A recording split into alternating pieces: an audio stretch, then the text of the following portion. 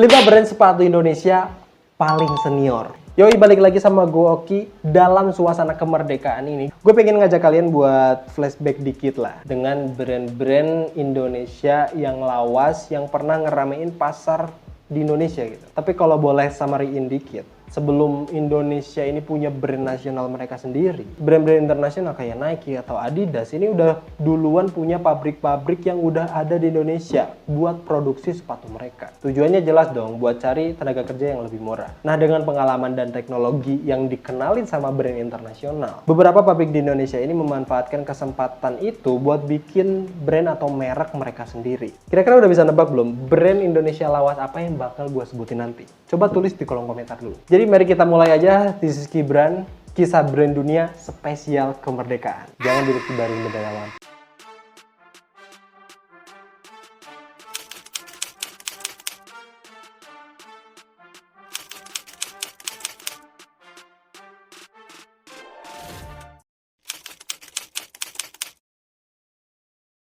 Kita mulai dari yang pertama adalah Eagle. Eagle ini bisa dibilang jadi salah satu yang paling suhu dari yang paling lama jadi brand nasional di Indonesia. Brand ini paling terkenal dengan sepatu badminton dan sekolah yang paling ikonik pada waktu itu. Di balik brand Eagle yang tumbuh di Indonesia, mereka ini punya pengalaman dengan kekuatan produksi yang besar waktu itu untuk kebutuhan ekspor brand-brand besar, terutama brand internasional. Jadi bisa dibilang pabrik Eagle saat itu hampir sama lah kayak salah satu pabrik OEM di Cina hari ini. Pabrik yang jadi indukan dari Eagle alias PT Global Puspita Indonesia atau GPI ini jadi salah satu pabrik OEM kepercayaan negara-negara Eropa dan Amerika pada masanya. Dengan DNA manufaktur sekuat itu, wajar kalau Eagle ini bisa produksi sepatu dengan kualitas yang baik dan harganya juga cocok sama masyarakat Indonesia. Walaupun masuk tahun 2000-an, brand ini tuh dibilang senyap banget dan cuman fokus di beberapa segmentasi aja, kayak badminton, volley, sama sepatu-sepatu sekolah. Gokilnya, mereka masih eksis sampai hari ini. Bahkan kabar terbarunya, mereka udah mulai adaptasi dengan kondisi pasar dan masuk ke segmen performance yang lebih serius. Jadi selain tetap bikin sepatu badminton yang cakep, Eagle juga udah bikin sepatu running dan langsung terjun ke plat karbon, bro. Dan dengan sumber daya yang mereka punya sih, sebenarnya ya maksud gua harusnya nggak susah sih buat tetap lebih keep up dengan kebutuhan pasar saat ini. Yang kedua ada Homiped, bro. Brand yang harusnya Gen Z sama Gen Alpha ini sebenarnya udah gak relate lah. Karena ya Homiped ini ramenya di zaman-zaman milenial atau Gen Z awal gitu. Soalnya gini aja bro, hampir kita semua, terus terang aja yang umurnya masih 20-30 tahunan, waktu kecil pasti ketika ngelihat sepatu Homiped, yang dilihat itu pasti mainannya kan, hadiahnya dulu kan dibandingkan sepatu atau sendalnya. Jujur deh. Tapi kalau cerita soal sejarah ya, brand ini tuh ternyata udah berdiri dari tahun 1980 oleh seorang pengusaha bernama Sandi Kurniawan di bawah PT Dwi Naga Sakti Abadi. Tapi beda dengan brand yang dulunya ini jadi manufaktur brand besar atau brand internasional. Homiped dimulai dari sebuah home industry terlebih dahulu yang letaknya ini ada di daerah Jelembar, Kota Jakarta. Di awal kemunculannya, brand yang satu ini punya perkembangan yang cukup pesat dan gampang diterima sama masyarakat. Soalnya dulu bisa dibilang persaingan industri alas kaki ini belum semasif sekarang. Dan supply chain yang terbatas ini bikin semua brand saat itu harus mengutamakan kualitas dibandingkan gimmick marketingnya. Dan Homiped ini salah satu brand yang memenuhi itu semua. Dan mereka tetap ngasih value berupa mainan ada hadiah. Karena ya biar relate sama anak-anak. Perluasan pasarnya sendiri juga cukup cepat lah dengan banyak iklannya yang ikonik di TV-TV sama hadiah dari setiap pembelian alas kakinya. Yang pasti membekas banget lah di ingatan anak-anak waktu itu, terutama milenial dan Gen Z awal. Sampai hari ini Homiped juga kelihatan masih pakai marketing dan branding yang sama sih. Terus produknya juga masih pure di segmentasi lifestyle ya, kayak sendal daily atau sepatu-sepatu buat sekolah. Dan mereka juga sebenarnya punya lini sneakers, tapi kayaknya nggak terlalu dilirik sama orang zaman sekarang. Yang ketiga ada Ardiles. Ardiles ini sebenarnya salah satu brand Indonesia yang paling senior. Kenapa gitu? Selain jadi salah satu brand Indonesia yang berdiri paling awal, PT Wangta Agung selaku induk perusahaannya ini udah jadi pabrik yang memproduksi brand-brand terkenal dari dulu bahkan sampai hari ini. Sebut aja kayak Reebok, Asics, Fila, Converse, dan lain-lain. Jadi udah jelas lah kalau kiprah mereka di industri sepatu Indonesia ini mantap banget. PT Ardiles Cipta Wijaya itu sendiri berdiri di tahun 1980 oleh Henry J. Gunawan di Surabaya. Sebelum sekarang dengan hadirin produk culture dan performa tinggi, kebanyakan produksi mereka ini cuman fokus buat bikin sendal sehari-hari dan sepatu-sepatu sekolah atau back to school. Gen Z generasi awal sama milenial pasti masih lumayan relate lah sama masa-masa Ardiles yang kayak gitu. Ya kan?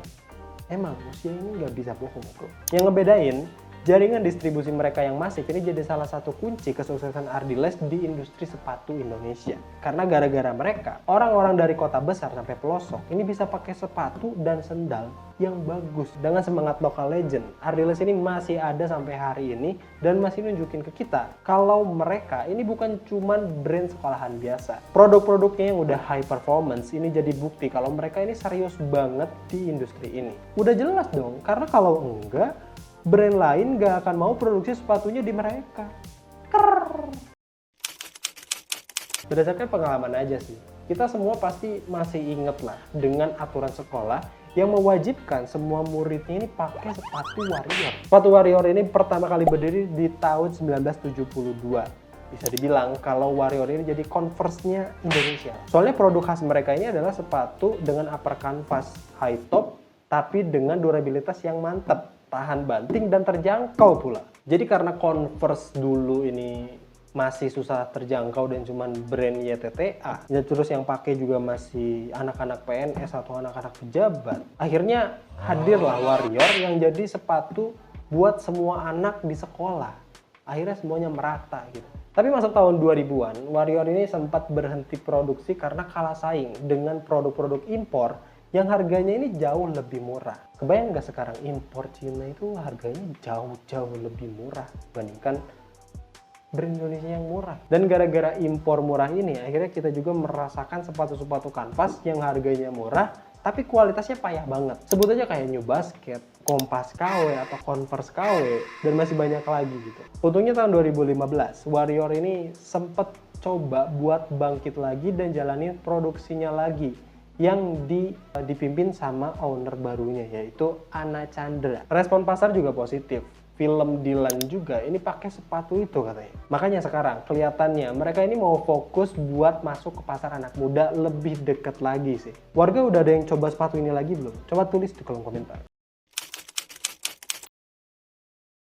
Dan yang terakhir atau yang kelima ada Specs. Nah yang terakhir ini bisa dibilang juga sepuh di olahraga sih. Soalnya Specs ini didirikan oleh PT Panatrade Caraka di tahun 1980 yang fokusnya ini ke segmen sepatu dan perlengkapan olahraga. Dan buat warga yang belum tahu, Specs ini dibikin di pabrik yang sama dengan Adidas. Makanya udah jelas dong, secara kualitas bisa sebanding lah waktu itu. Bahkan tahun 1986, berdasarkan catatan yang Shoepolish dapat, Specs itu bikin teknologi cold cementing. Terus tahun 1994, Specs mulai produksi sepatu bola dan jadi pemimpin pasar waktu itu. Terus masuk tahun 2000-an, Specs tetap eksis dan bisa dibilang jadi salah satu brand Indonesia yang bisa keep up dengan perkembangan zaman.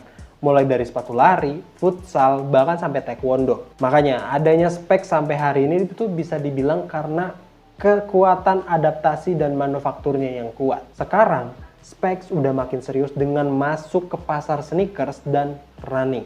Sedangkan untuk sepatu bola dan futsalnya ini udah cukup settle dan masih jadi pilihan banyak orang. Jadi itu aja 5 brand Indonesia yang udah senior dan paling lawas. Mungkin masih ada beberapa yang tim Shoepolish ini kelewat.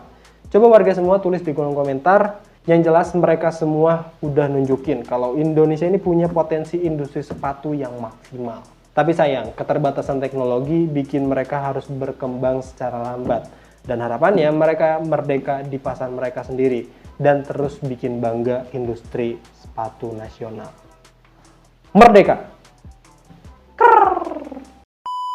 Gue pengen ngajak kalian buat flashback dikit.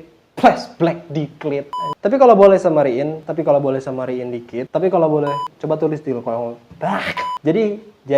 Jadi hampir semua dan jalinin dan jalan. Jadi sebenarnya bisa dibilang ya Jadi sebenarnya bisa dibilang Eagle saat itu hampir sama lah kayak Cina.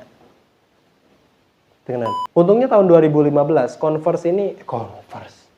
Jadi bisa dibilang pabrik Eagle saat itu bisa anjay diulang stres.